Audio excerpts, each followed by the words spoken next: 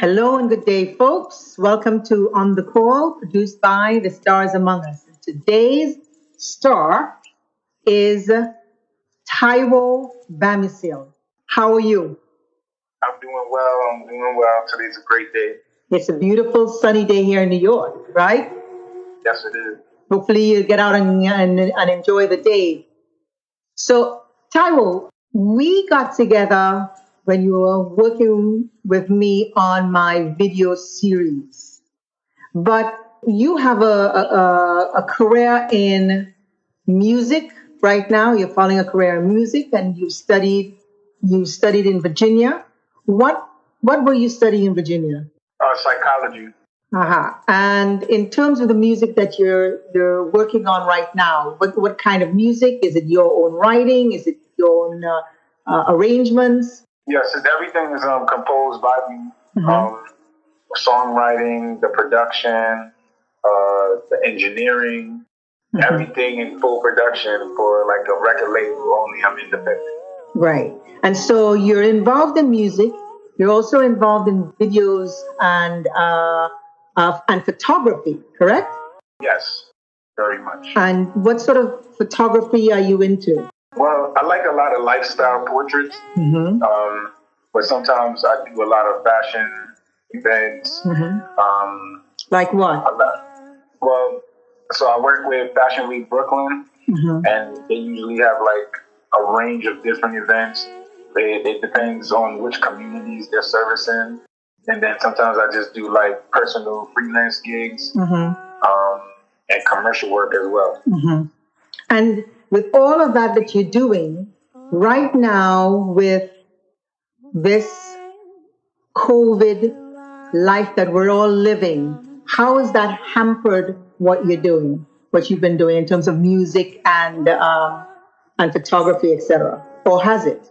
Well, it hasn't hampered me in a sense where it limited like my range of creativity. Where it stopped was, I had to adjust how I was getting like monetary value from a lot of the things that I would do. So if somebody had a baby shower that was already scheduled, I can't go because they're not having this baby shower anymore, And that kind of like freaked me out a little bit, where it was like, okay, how am I going to pay this bill? How am I going to pay that bill? And it just provided me a new sense to create a way to make something happen. So for music, it didn't stop me because I had the equipment. I had my own studio's equipment, so I was able to do everything in-house no matter what. Photography, now instead of taking pictures of people, I'm outside taking pictures of like nature. Like I really love taking pictures of nature. So that opened my eye, and just being really innovative with how I see things as an artist or a creative. And so with this COVID thing happening, I mean, I from the Caribbean islands, right? So I have certain things that have fallen back to help ward off the virus, right? That things that we were brought up with. You're of a Nigerian descent. What are some of the things that you may have taken from maybe your mom, etc., that has helped with this virus that we're living with? I would say the greatest part about that is that I limited like how much I really needed to be outside, only because like we're raised on survival, and so like if ever at a time there was no food in the house, we knew how to like. There's this one meal that we have from cassava leaf, and it's called the eba. So it's like these grains that you have to boil, and then you stir them up, and they create like this fluffy mashed potato like substance, and not mashed potatoes, but like it's grainy and it's really good. But and we like made some stew from peppers and tomatoes and onions, and so that would serve us for like a week or 2 weeks if we did it the right way. So especially the fact that the type of culture we have is not based on fast food. So it's like we can survive without fast food or going out any different places. But most of the stuff that was taken are probably similar to that of the Caribbean philosophy. So we'd have like lemongrass, we'd have, detoxers like cinnamon leaf, where, these things take out toxins from your body.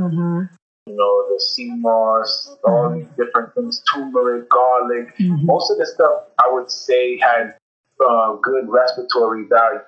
So like garlic, onions, and everything that had that was white, that was edible, but not like your starch stuff. Everything like in the onion family, garlic family. So now that this COVID has interrupted the income in one way, you are now helping in another way, right? You have become, as they say, one of the essential workers. Tell me a little bit about that job and where you go and how it's done. Well, fortunately for me, I got the job I got the job in February. I got the job offer in February and accepted it. And nothing had taken place globally yet. I mean, well, as far as the United States was concerned.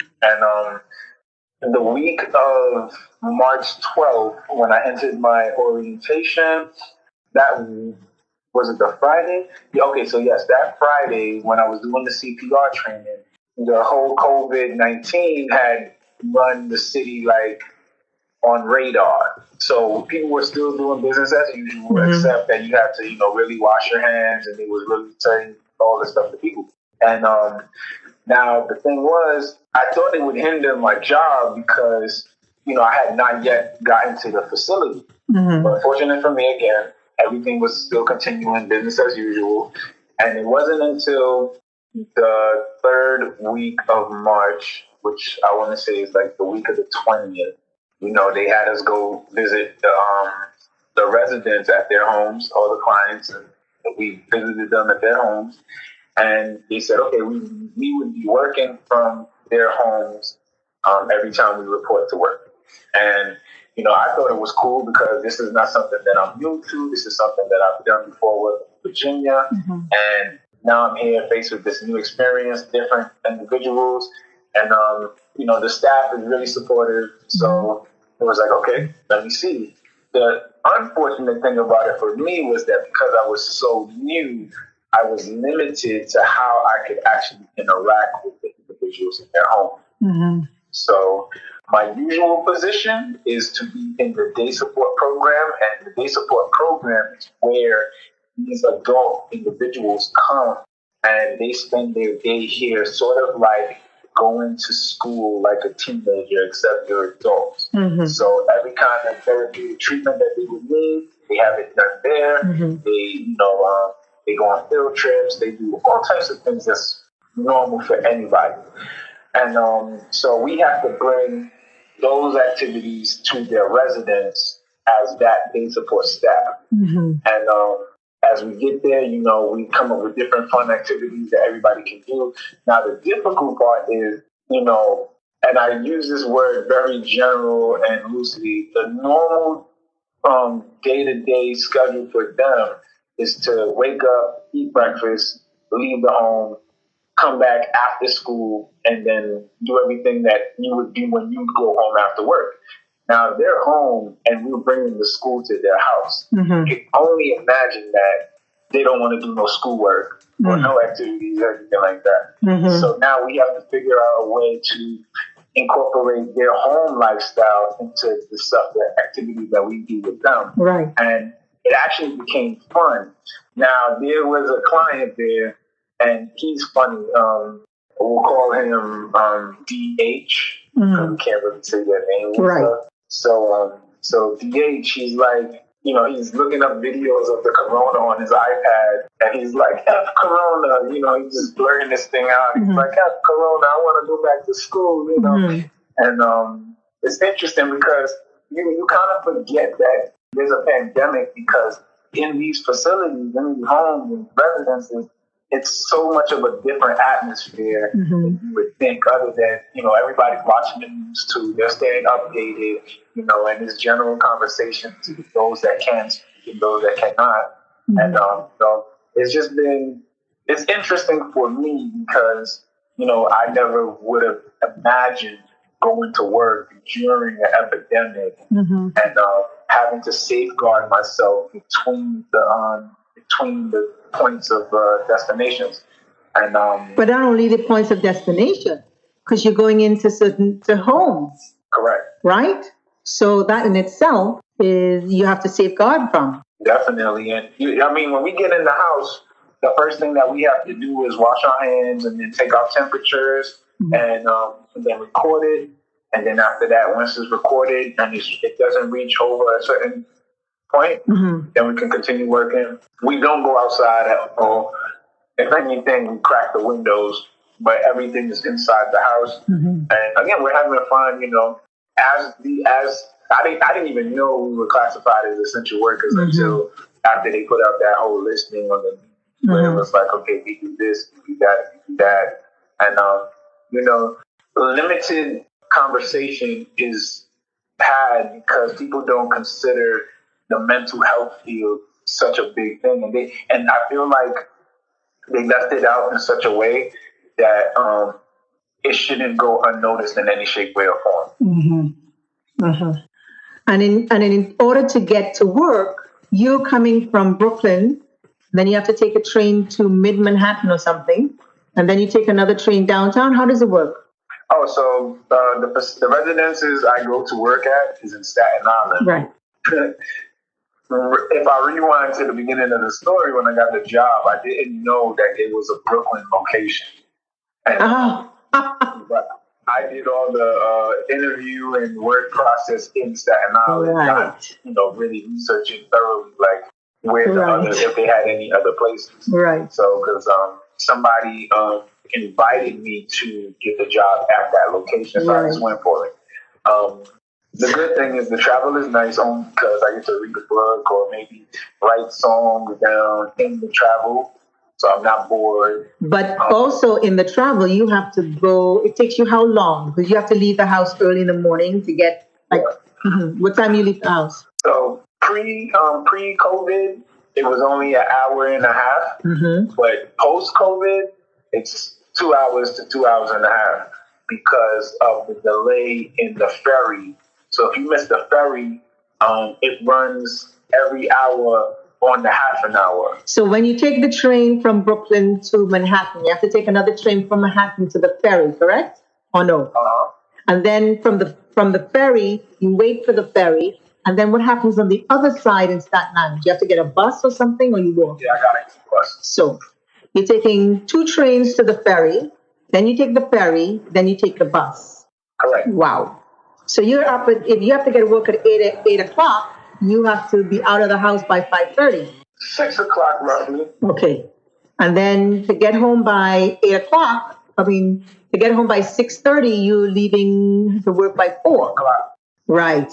Now, what is the situation like in terms of the area that are you seeing any scenarios where people are still collecting around your home, not wearing the mask or in groups? Yeah, constantly. If anybody knows New York is one of the most thoroughest cities, states in the United States. And the city, the borough of Brooklyn, a lot of people, they're in and out. And the good thing is that the grocery stores, they're like really mandating this, like, hey, you cannot come in here without a mask. Right. You don't have them, you can't come in. Right. But and I don't know for most places, but yeah, like there are people walking around the streets without a mask and gloves and stuff. I personally don't want to wear gloves because of the cross-contamination thing.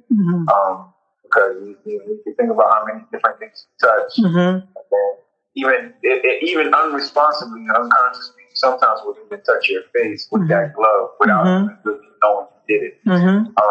So I stay away from the gloves. I just wash my hands, the hand sanitizers, and I stick to that. But with the masks, the problem that I have is that the mask, I like, for me, research wise, I understand that air is like the healthiest thing you could have. So I have a mask on me, but sometimes it's like tucked under my chin. so that way I can just enjoy the air. But if I'm like, once I'm around massive amounts of people, 10, even if it's more than 5 people, I have the mask on. Right. But I'm not usually in a position like that. So only when I'm on transportation, I'll have it on. And then like the train, I'll definitely have it on the train. I'll definitely have it on the bus. And then once I'm back outside, I lower it so I can just get some fresh air while I'm on.